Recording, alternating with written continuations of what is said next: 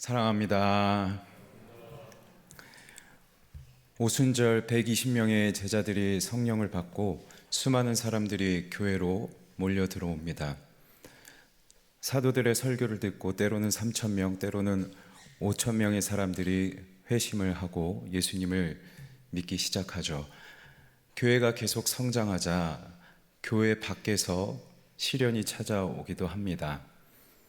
대제사장을 비롯한 산헤드린 공회가 사도들을 붙잡습니다. 그리고 이제 더 이상 예수님의 말씀을 가르치지도 전하지도 말라라고 그들을 위협합니다. 하지만 사도들은 이 위협에도 불구하고 계속해서 성령 충만하여 하나님의 말씀을 전하는 데 힘씁니다. 또 함께 모여 기도합니다. 그리고 서로 가진 물건을 통용하고 자기의 소유를 팔아 가난한 자들에게 나누어 주면서 하나님의 사랑을 실천하기도 합니다. 밖으로부터 위협이 있지만 교회가 성령 충만하니 계속해서 그들은 하나님의 영광을 드러내는데, 하나님의 뜻대로 살아가는데 여기에 포기하지 않는 모습을 우리는 확인할 수 있습니다. 그런데 교회 안으로도 문제가 발생하기도 합니다. 우리가 잘 알고 있듯이 아나니아와 삽비라라고 하는 부부가 자신의 소유를 팔아서 교회에 헌납하려 합니다. 그런데 그 값의 일부를 감추고 마치 전부인 것처럼 거짓으로 하나님 앞에 헌금하죠.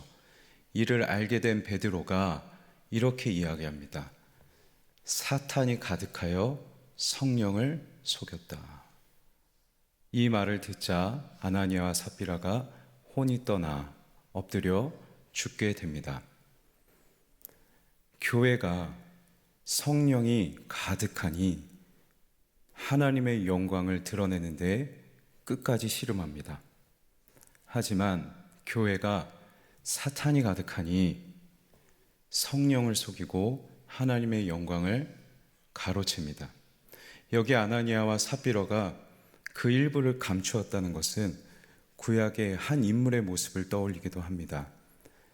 이스라엘 백성들이 여리고를 정복할 때에 여호수아가 이렇게 명령합니다. 이 여리고성을 정복하면서 얻게 되는 전리품은 다 하나님께 바쳐진 것이니 이 전리품을 취득하지 마라 라고 명령하죠.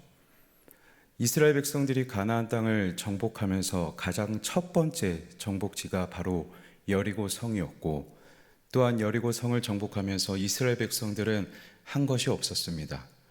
온전히 하나님께서 그 성을 무너뜨리셨죠. 그래서 이 성은 하나님께서 정복하신 것, 그리고 첫 열매이기에 하나님께 바쳐야 한다. 전리품은 취하지 마라 명령했습니다. 하지만 이때 하나님께 아간이라는 사람이 하나님께 바쳐야 할 전리품의 일부를 감춥니다.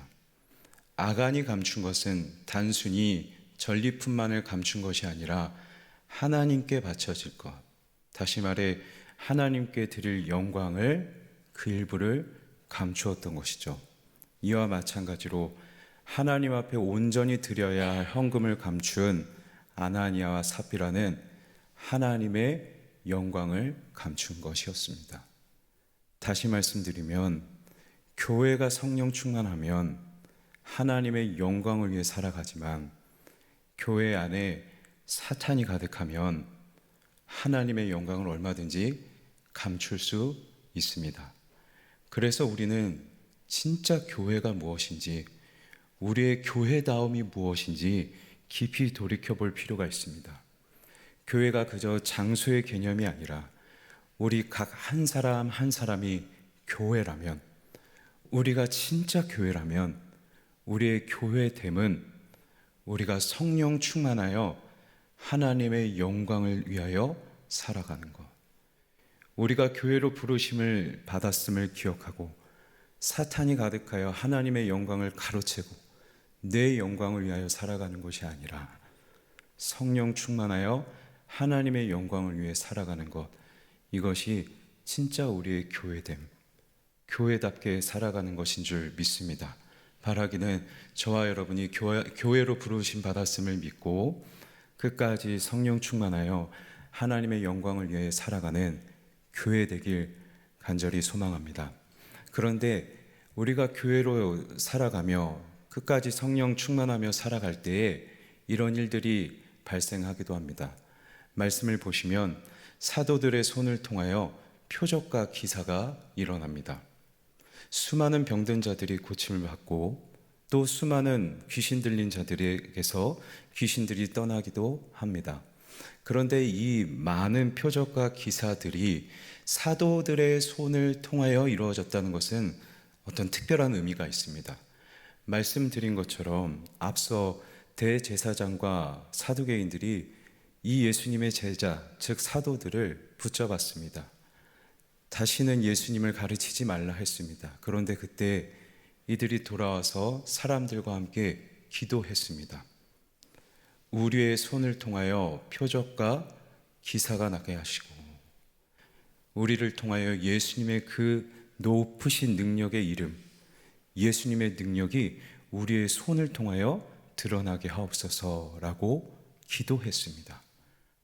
그리고 정말로 그들의 기도대로 사도들의 손을 통하여 표적과 기사가 일어나고 병 고침을 받는 일들이 일어납니다.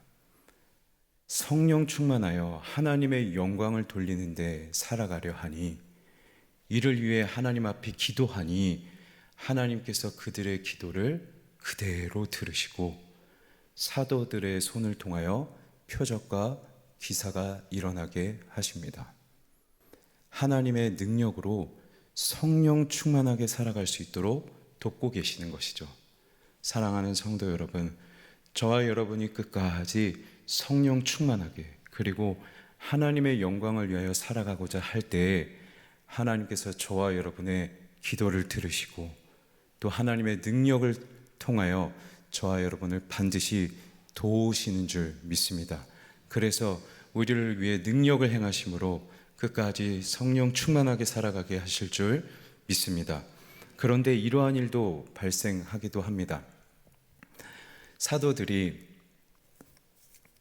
계속해서 그리스도를 믿는 무리가 늘어나자 또다시 사람들이 사내들인 공회가 시기하기 시작합니다.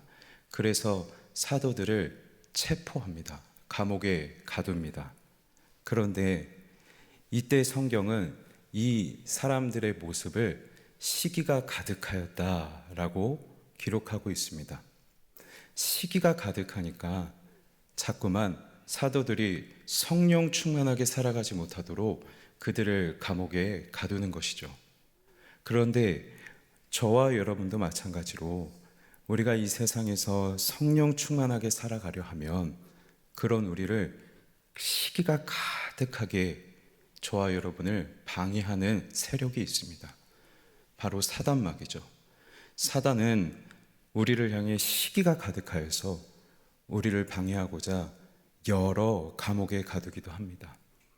재물과 물질의 염려로 우리를 그 염려와 두려움의 감옥에 가두기도 하고 때로는 내 의와 내 영광을 따라 살아가고자 하는 교만이라는 감옥에 가두기도 합니다. 때로는 무기력과 영적인 게으름에 빠져서 영적 침체라는 감옥으로 자꾸 우리를 가두어 성령 충만하지 못하도록 하나님의 영광을 따라 살아가지 못하도록 저와 여러분을 계속 방해하기도 합니다. 하지만 말씀드린 것처럼 하나님께서는 분명 저와 여러분을 성령 충만하게 살아가도록 도우시는 분이시죠. 말씀을 보시면 이어지는 내용에 이런 일들이 기록되어 있습니다. 하나님께서 주의 사자를 보내셔 옥문을 여십니다. 하나님을 따라 성령 충만하게 살아가지 못하도록 감옥에 가두었지만 하나님께서는 사자를 보내셔서 그 감옥의 문을 여십니다. 이 일을 알게 되자 다시금 사도들을 체포하라는 명령이 떨어집니다. 그런데 이 명령을 받고 체포하러 간 자들이 이 사도들을 찾지 못합니다. 사도들을 찾지 못하고 심지어 옥을 지키고 있는 자들은 옥문이 열렸는지도, 사도들이 지금 사라졌는지도 알지 못합니다.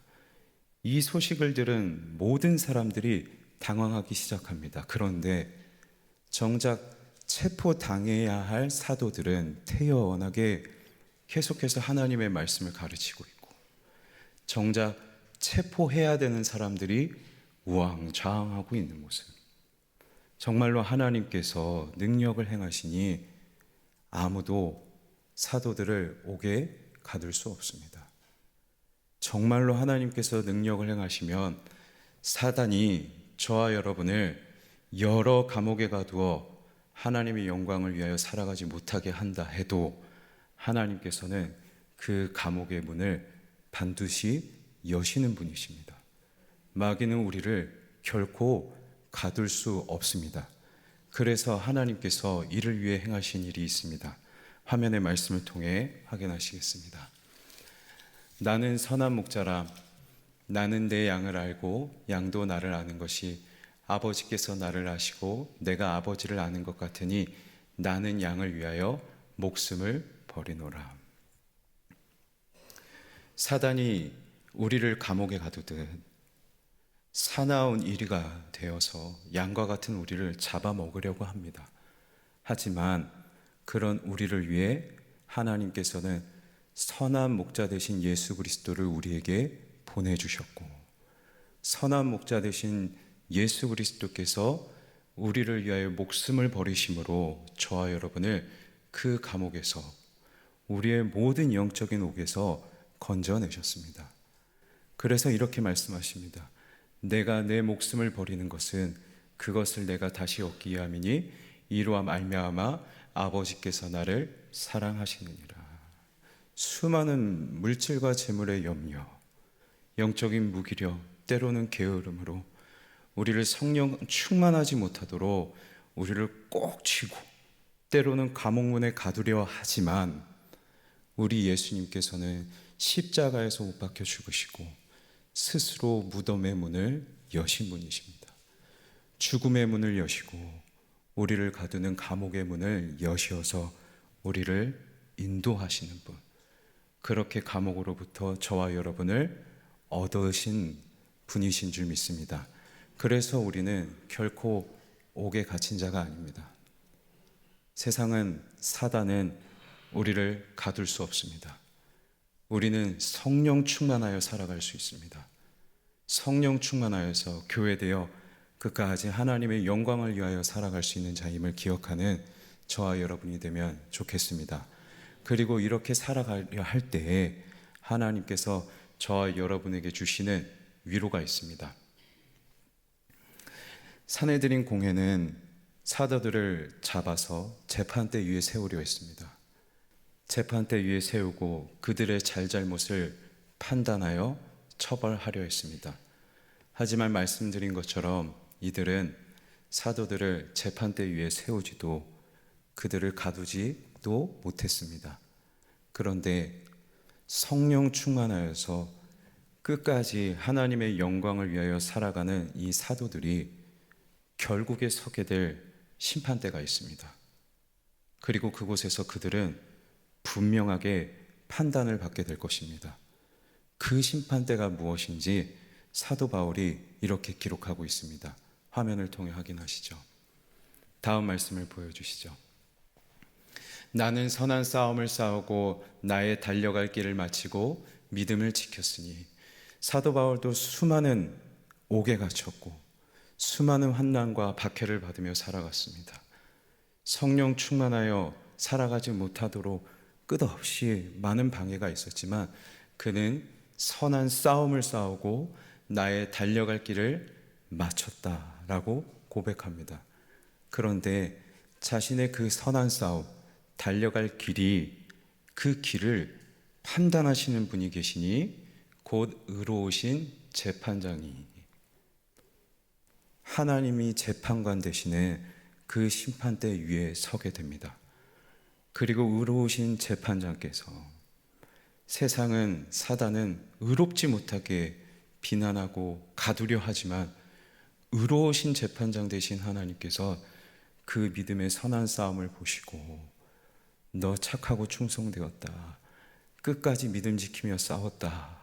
라고 하시고 그에게 의의 면류관을 주실 것이다. 라고 고백하고 있는 것이죠. 마찬가지로 저와 여러분이 끝까지 성령 충만하여 하나님의 영광을 위하여 살아가려 할 때 의로우신 재판장 되시는 우리 하나님께서 저와 여러분을 판단하시고 착하고 충성되었다, 끝까지 믿음의 선한 싸움 싸웠다 라고 칭찬해 주시며 승리자의 관, 의의 면류관을 저와 여러분에게 허락하실 줄 믿습니다. 이를 소망하며 참 많은 어려움 가운데서도 유혹 가운데서도 교회되어 끝까지 성령 충만하기를 힘쓰고 하나님의 영광을 위해 살아가는 저와 여러분이 되면 좋겠습니다. 말씀을 맺겠습니다. 하나님께서는 저와 여러분을 교회로 부르셨습니다. 교회로 부름받은 우리이기에 우리는 성령 충만하여 하나님의 영광을 위하여 살아가야 됩니다. 하지만 사단은 그런 우리를 방해하고자 수많은 옥에 가두지만 우리 하나님께서 그 옥문을 이미 여신 줄 믿습니다. 사단은 우리를 가둘 수 없게 끝까지 우리는 성령 충만하며 살아갈 수 있음을 믿고 끝까지 하나님의 영광을 위해 살아가 하나님께서 주실 의의 면류관 받는 저와 여러분이 되길 주님의 이름으로 간절히 소망합니다.